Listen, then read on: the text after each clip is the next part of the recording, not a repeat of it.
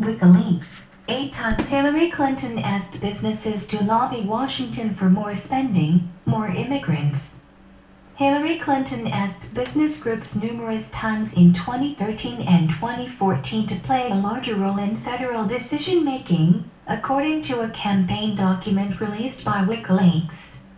The hacked document includes the most politically awkward statements in Clinton's many paid speeches to business groups, including Goldman Sachs. In those speeches, Clinton urged business groups to back Republicans facing opposition from the Tea Party, to defund Republicans who wanted to trim spending on the 2012 storm aid for New Jersey, and to support Republicans and Democratic legislators who drafted the 2013 immigration expansion bill.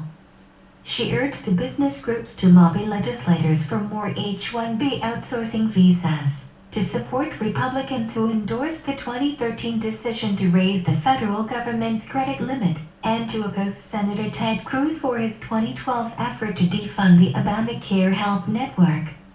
She did not mention Cruz, but she criticized a very few senators in the Senate holding hostage the entire rest of the government and putting the full faith and sick credit of the United States at risk. That's likely proven that Russia is behind the email hacks that led to Wikileaks publicizing of Clinton campaign emails. And don't think Russia would limit itself to the use of tactical nuclear weapons in Europe. Any form of nuclear release by the Russians would almost certainly precipitate nuclear retaliation by the United States, and the dreadful reality of mutually assured destruction and the end of life as we know it would follow, adds Sharif. Sharif's article is timely given that a fleet of Russian warships passed through the English Channel earlier today, closely monitored by the Royal Navy. As we reported earlier this week, Kremlin insider Sergei Markov warned that war between the United States and Russia could break out even before the November elections in the U.S., urging citizens to stockpile food.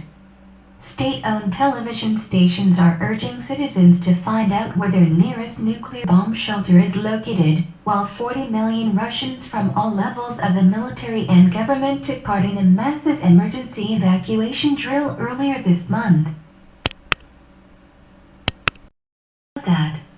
But when the vote on Sandy came up, and a lot of Republicans voted against aid for New York and New Jersey, Peter King said to the New York funders, "Don't give any of them any money because somehow you have to get their attention." So I thought it was pretty clever. I know what it's like. I mean, everybody is New York on Mondays.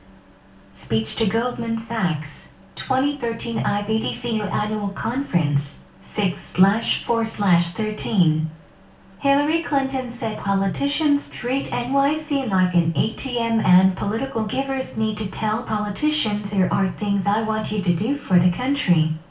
So I think that we're going to have to take seriously how we fund disasters, but I think Peter's point was a larger one, which is, New York is kind of an ATM machine for both Democrats and Republicans. And people come up and they visit with many of you and they ask for money, and often they're given. If they're coming, they're going to get it. And at some point the American public, and particularly political givers, have to say, here, and it's not just about me. It's not just about my personal standings. Here are things I want you to do for the country and be part of that debate about the country. Speech to Goldman Sachs, 2013 IBDCU Annual Conference, 6/4/13. Clinton said the business view speaking out during the debt limit debate was helpful in getting through the crisis.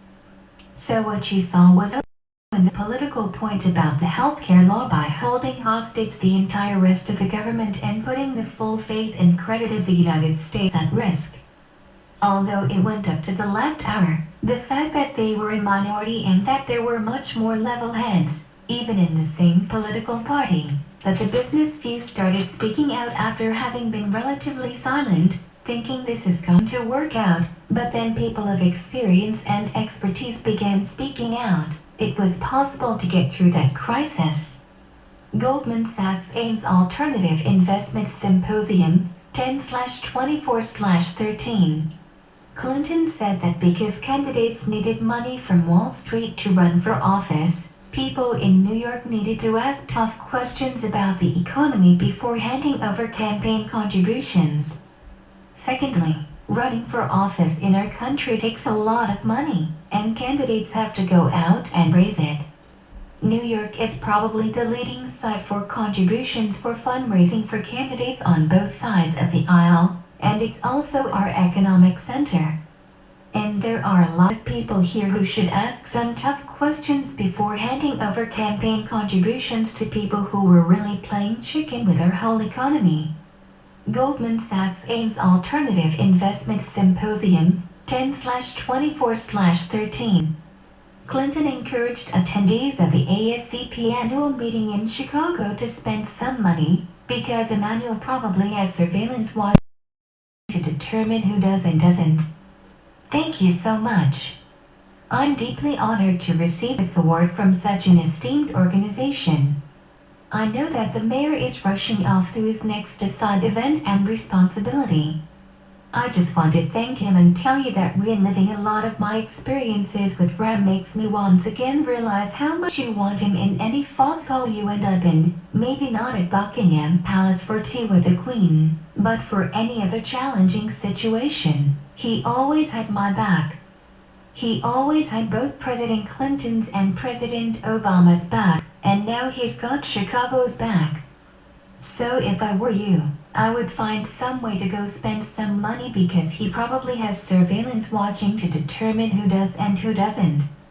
American Society for Clinical Pathology Annual Meeting, 9/18/13. Hillary Clinton praised Lamar Alexander for standing against Tea Party extremism. Secretary Clinton, yeah. You want them to prove it by saying, we're going to act differently in our voting and our giving. And it could make a